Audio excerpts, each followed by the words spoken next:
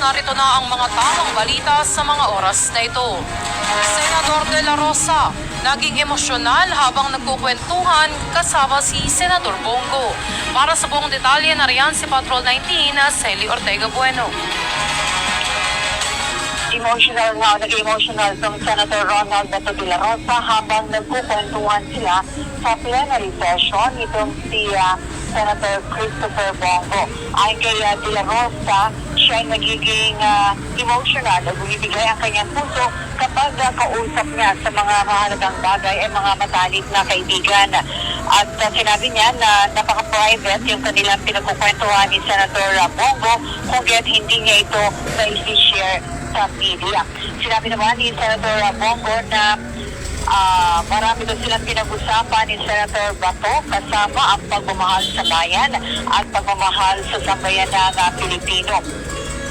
Ay dito, siguro daw inaalala lang ni Senator Bato de la Rosa na nung hanggang ngayon na nag-service siya sa nagtatrabaho pero ganito yung kanyang kinahinatnan kung saan ay nahaharap siya sa posibleng pag-aresto dahil sa sinasabing warrant of arrest ng International Criminal Court.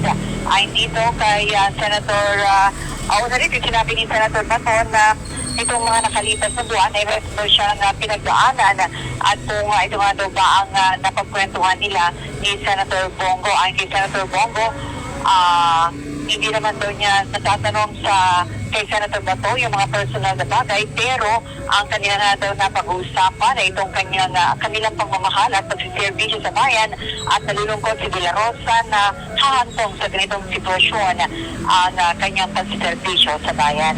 Ito sa Patrol 19, Celi Ortega Bueno, para sa ilang metodong lakas sa DWIC, nagbabalita ng tama, naglilingkod ng tama. Samantala, Senado dapat magsagawa ng impeachment trial kasunod ng pag-impeach ng Kamara kay Vice President Sara Duterte. Para sa buong detalye, nariyan si Patrol 30, Jelly Mendez. Nanawagan ang ilang kongresista na dapat nang magsagawa ng impeachment trial ang Senado matapos ang malaking boto na nakuha sa Kamara para ma-impeach si Vice President Sara Duterte. Ayon kay Akbayan Party List Representative Chel Jokno, kahit sino pa ang maging lider ng Senado, malinaw ang nilalaman ng konstitusyon na kailangang magsagawa ng paglilitis ang mataas na kapuluan forthwith o agad-agad. Wala niyang choice ang Senado kundi litisin ang kaso laban sa Vice Presidente at walang dapat na mga ibabaw kung ano ang nakasaad sa konstitusyon sa harap ng mga posibilidad na agad na maipasura ang impeachment. Paliwanag ni Jokno, hindi maaaring i-dismiss ang kaso hanggat hindi pa nagko-convene ang Senado. Batayan niya sa konstitusyon, wala pa silang kapangyarihan at jurisdiksyon para ibasura ang kaso dahil hindi pa nagko-convene ang Senado. Patuloyan niya na maghahanda ang Kamara para sa paglilitis kung saan ay kabilang si Jokno sa naihalal bilang 11-1 prosecution team na tatayo sa impeachment laban kay VP Sara. Ito si Patrol 30. Jelly Mendez nag-uulat para sa impilang metodong lakas sa DWIC. Nagbabalita ng tama, naglilingkod ng tama. At sa iba pang balita, yellow alert sa Visayas Grid, pinalawig ng NGCP. Para sa buong detalye, nariyan si Patrol 38, Jen Patrolya.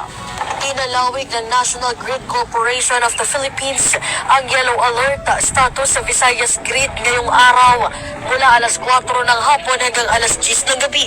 Batay sa pinakauling abiso ng NGCP, nasa 2,563 megawatts ang available capacity habang aabot naman sa 2,494 megawatts ang peak demand sa kuryente. Ayon sa NGCP, ang pagtaas ng system demand ng hanggang 86 megawatts ang isa sa mga naging dahilan sa pagpapalawig ng yellow alert. Sa ngayon, may 12 plantang nasa forced outage mula pa noong Marso, 4 mula noong 2025, 2 mula noong 2024, 2 pa noong 2023 at isang planta na hindi pa rin nakababalik sa operasyon mula pa noong 2021.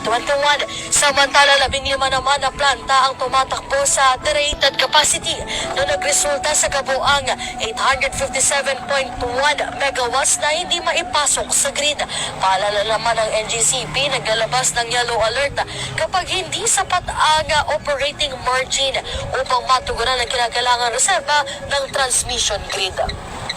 Ako si Patrol 38 Jen Patrolya nag-uulat.